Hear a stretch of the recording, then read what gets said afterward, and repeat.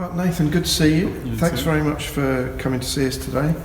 Is it good to be back again? Oh yeah, lockdown was. I got 3 kids at home, so yeah, I'd do anything to get back playing on the football pitch. What a thing to say. No. Good to be back playing, but good to be back third season at Woking. Oh yeah, most definitely. Me and Dallas, we've got a long relationship, so kind of know what you're getting with him. A few of the boys have stayed on from last season, so it's good to get back and around familiar people and try and finish off what we started last season. And you say you know what you get from Douse, but the opposite is true as well, isn't it? Equally, he knows what he gets from you. I don't know if you have time to watch his catch-up interviews, but he spoke very highly of you. I think, was it last Friday? I think it was, yeah. Yeah, I used to watch a few of them, but busy person. But yeah. I do get a few snippets from what he says. But yeah, I'd like to think he speaks highly of me. I speak highly of him, and he understands me very well, and I understand him very well. I've always put 100% in for him. So of course, no, he absolutely did. He was particularly praising the fact that you're very level-headed, very sensible, reliable, responsible, all those sorts of virtues. Would your missus agree with that? I would like to think she does, but she probably has something different to say. Okay. Did Douse have to persuade you at all to sign on again, or was it easily done? It was easily done on my behalf. I'm not sure about his behalf, but it was easily on my behalf. Like I said, I've played for him for a while. You get to a place where, especially if you're comfortable at a club and you know the manager and you know what he gets, he would always be your first choice. If that wasn't the situation, then yeah, I would have had to reassess my situation and then maybe gone elsewhere. But once he said that he was interested, there was no need to listen to anything else. Sure. Has he sort of said anything to you about what he expects from you this season? I wouldn't say he needs to, because like I said, I know what he's like. He will always, from past conversations and in brief conversations, that it's for me to play myself. So you work hard, perform well in training, perform well in matches, then you'll get your rewards. Me, I'm not silly, I'm of the age, or I'm 35 this season, so my aim is to play as many games as possible and play as well as I can, but he's the gaffer, so I can only respect whatever decision he makes, if I play or not. Yeah, of course. You say you're 35 this season. You've only just become 34, actually, haven't you, in June? So.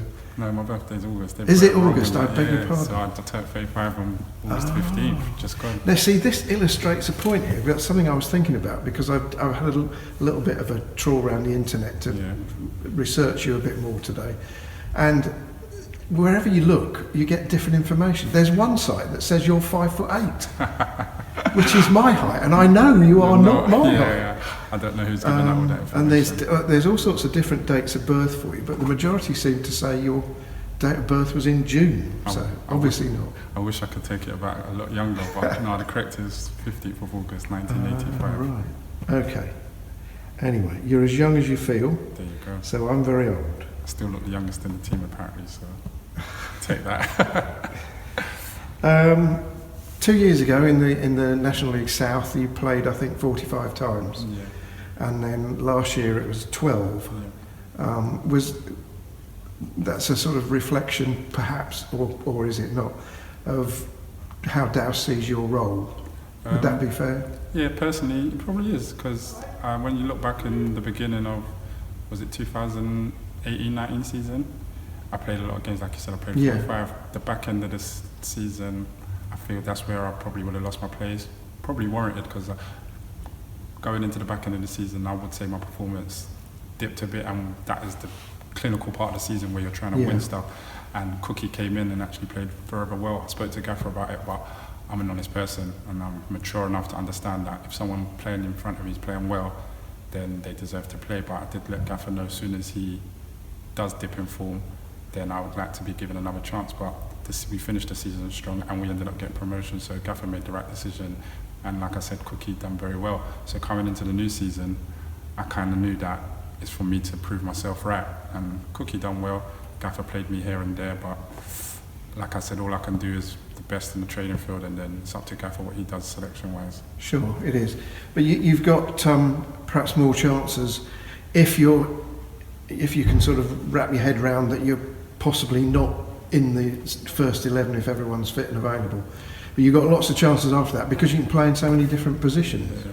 That's been it's been a positive and a negative in my career. Yeah, that's what people usually say. You get settled into playing one position and then you're thinking, yep, I've got that on, and then someone gets injured or suspended and then you've been taken out into another role. But this season it probably might be more of a squad role, but if I'm called on to start, then I'm happy enough to do that. And like you said, I can play many positions, so if anything does happen where cover is, I'm sure Gaffer will call me and say, can I fill it in?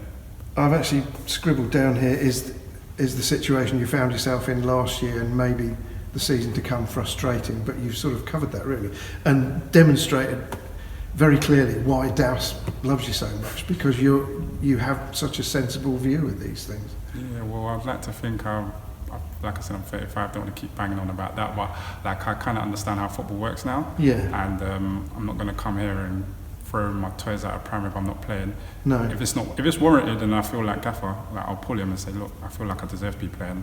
I'm doing X, Y, and Z, and I feel I deserve the opportunity. But I'm not going to give him a headache if I feel like he's making the right decisions and the decisions are working on the pitch, and maybe I've got more to do on my behalf.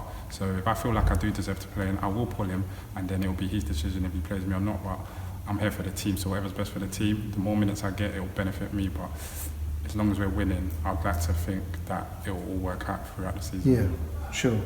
Okay, let's. You've already alluded to it or mentioned it. That dreadful word, lockdown. Oh. Was this the longest since you were like 5 or 6 that you've gone without football?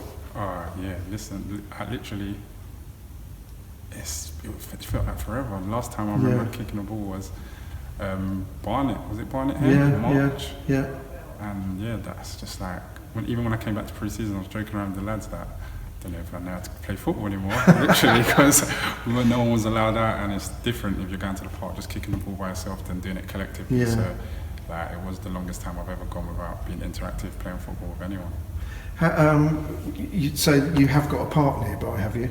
Yeah, I've got a local, just green and a park that you can just go into. So you were able to run up and down a bit? And I've done a few runs to keep in shape, because there was one point we didn't know when we was going to get called back in or not. So a lot of the boys were just ticking over, doing a few runs, 3K, 5K runs, and then occasionally we'd just go and do a bit of ball work by yourself if you could. Yeah. So what sort of percentage fit would you say you are now? I feel strong. I feel the rest is probably given a lot of people their bodies to recover and go again. And then, because like I said, we don't do a lot of running throughout the lockdown period, I feel like we've come back into pre-season like ready to go. I don't feel like, oh my gosh, we've got a lot of catch up to do. It feels like my body's in good shape, and management was actually impressed with a lot of the boys. Yes, absolutely. The training session I went to, Martin sort of focuses more on the fitness side of things, doesn't he? And he said at the end how massively impressed he was with everyone's fitness. Yeah, we was in a group together, so we all was like, a few times were going in of who was doing what run, so it's a bit of like motivation now. I got to go out and do a bit more, so it probably did work out. So when we all came back to pre-season, relatively no one was really slacking. We was all in good shape. And you mentioned you got 3 children. Are any of them school age? Yeah, my oldest is 10, same birthday as me. Oh, okay. So we share the same birthday. And then I've got a grandson, same birthday as me. Exactly, yeah. It happens. Yeah, it does. Then my middle child's 6. Oh, okay. So 2 that, did you get into homeschooling at all? As a family, or? we took turns, but I felt like I needed to be homeschooled after that, because it's like, taking yourself away from education such a long time ago and then go back into what they're studying, it's like you forgot a lot of it. It's like you're on Google while you're trying to give them the answers, trying to work it out. So it was a challenge. Yeah. And how did they take to it? Were they good pupils, or were they resistant or cooperative, uncooperative? They could have been worse. The first few lessons they were good, full of like they wanted to do it, and then after a while it's just like, can we play on our iPads? It's just not the same as going to school. So just finding the right balance of studying and just letting them be free. Absolutely. Fairly early on during lockdown, I don't even know who this person was, but someone said after 2 weeks or whatever it was of homeschooling, I now think that teachers should be paid £1 million a week. Yeah, granted, they do their job very well, because my 2 kids was a struggle, and they do have a lot more kids than mine. So. COVID-19 coronavirus has clearly changed the whole landscape of football. Maybe forever, maybe for the medium term, maybe just the short term. How do you see it? What do you think is going to be different in future about football? It's a tricky one, because it depends which way it's going. At the way it's going now, if you follow from the top level, there's no fans allowed in, it's just the squad and whatever TV cameras are allowed in, so it's very echoey feeling. Football's probably played off with passion of the atmosphere of the ground, so it's like, it's not the same, you can feel it's not the same, but one thing with human beings, you probably learn to adapt and adapt to the situation and then just carry on. The first few weeks I was watching football in lockdown, and I was like, this is not the same. No. And then after a while, it's become normal. So going for the future, I'd feel maybe at our level we might be able to adapt to it quicker, but you kind of want to play with the fans there. It's not really the same feeling as a player's point of view. You want to give the fans something to enjoy. You kind of play off their atmosphere, and it gives you the extra step to, you know, work a lot harder and impress them and bring joy to the fans. So it's a bit, I don't know how to gauge it. I would like to think the government allows everything to go back to normal as long as it's healthy and safe for everyone. Yeah, no, I get what you're saying. I think it's probably not going to go back to completely normal until we've got a vaccine, is it? There you go. So. It's likely to be limited crowds and so on and so forth. But what about as far as players are concerned? I mean, Woking Football Club is part-time, which is, you know, most players would prefer a full-time contract if they can get one, and a full-time club. But on the other hand, we are very well run. Everybody gets paid on time and always has done. The tax man is not on our case, etc., etc. Do you think there's going to be quite a lot of fallout of players from above, with higher up clubs going for smaller squad sizes and so on because of a lack of income and so on? Oh, it's a possibility, because everyone, I suppose, has got different circumstances in football, especially in non-league. So you've got some players that have a good job alongside playing football, and then you have some players that solely depend on football. So it could be a thing where, especially the players that solely depend on the football money, they might find themselves in a situation where a bigger club, or just a club that can offer them better money to suit their financial situation, where if they've got kids at home, bills, mortgages, no one knows anyone's personal circumstances. So yeah, a club like Woking might be in danger of being pipped, players being taken away from them, because players do want to stay. There's players that have left, that you know have left this season, that I spoke to personally, that maybe wanted to stay. It's just financially, the situation wasn't right at the club for them, and it was just right for them to move on personally. So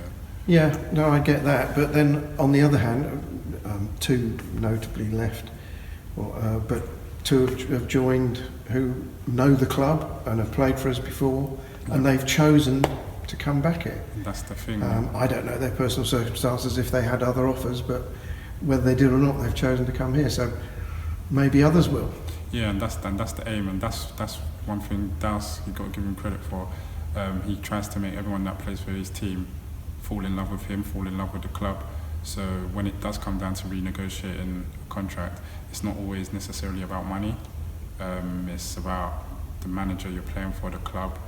It's a family club, everyone looks out for you. So like I said, when I spoke to Dowse, he was the first option. I've had other clubs that have tried to call me that could be local, but you kind of know what you're getting with him. So not everyone's going to want to take a pay cut, I'm not going to say that, but if it's the difference between taking that and maybe something a little bit less, and then it's like, do you want to go just for the money and then not be happy in an environment, or would you rather stay where you know what you're going to get, and you love the club, you love the manager, and he brings that feeling. So I'm not surprised that a lot of players would turn around and say, yeah, I'm happy to sign for you and have a good go again this season. Brilliant. And how do you feel your time outside football? Do I remember you saying you do a bit of couriering? Yeah, I do. I'm self-employed, so I work for myself with that as well, but I'm a scout as well. All right. Yeah, from Manchester City. That's right, I remember you told us that before, yeah. So do you go and watch kids? Yeah, well, for the football, the scouting is anything from 12 up until 23s. Right. So yeah, just cover them. And how does that work? Have you got a geographical area to cover? Yeah, I cover the southern region, so a lot of my clubs are London clubs. Yeah. But it's all over the south of England, so Portsmouth to Southampton to Ipswich to Colchester. But I normally cover like London based, but it can go left or right depending on. So an ideal day for you is to get sent to watch a match or go to watch a match in Bognor Regis and then find a parcel that needs to go there as well. Yeah, there you go. 2 birds in one. Yeah, exactly. Brilliant. Well, it's lovely to see you back again. Thanks very much for giving up your time for this. That's fine. And wishing you a successful and happy season. Thank you very much.